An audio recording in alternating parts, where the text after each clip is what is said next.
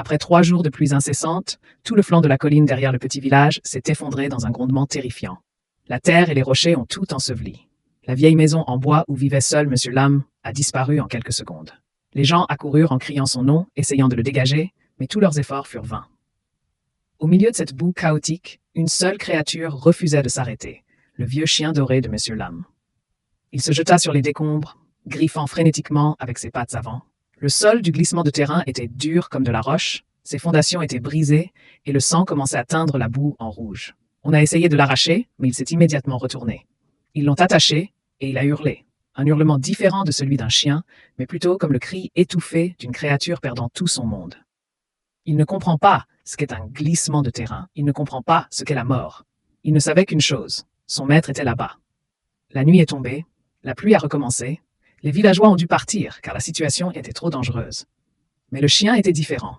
Il était allongé à plat ventre sur le sol, le nez collé à la boue, respirant bruyamment, tremblant de froid et d'épuisement.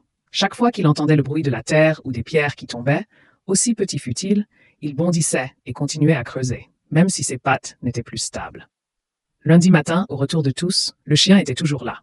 Ses pattes, avant, étaient enflées et déchirées, mais dès qu'il entendit quelqu'un appeler M. Lam, il se gratta encore plus fort.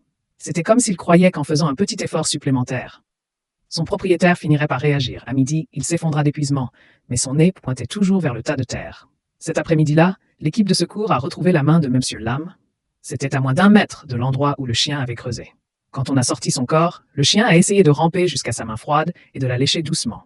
Cette fois, il n'aboya ni ne hurla. Il trembla simplement, puis se coucha tout près de lui, la tête posée sur sa main, comme il le faisait depuis 10 ans. Cette nuit-là, le chien n'a pas survécu. On a dit qu'il était mort d'épuisement. Mais ceux qui ont été témoins de cette histoire ont compris qu'elle avait utilisé tout ce qu'elle avait, sa force, sa loyauté et même sa vie, pour essayer de sauver la seule personne qui lui ait jamais offert un foyer. Si cette histoire vous a également touché, n'hésitez pas à laisser un commentaire et n'oubliez pas de vous abonner à la chaîne pour partager avec nous d'autres histoires inspirantes.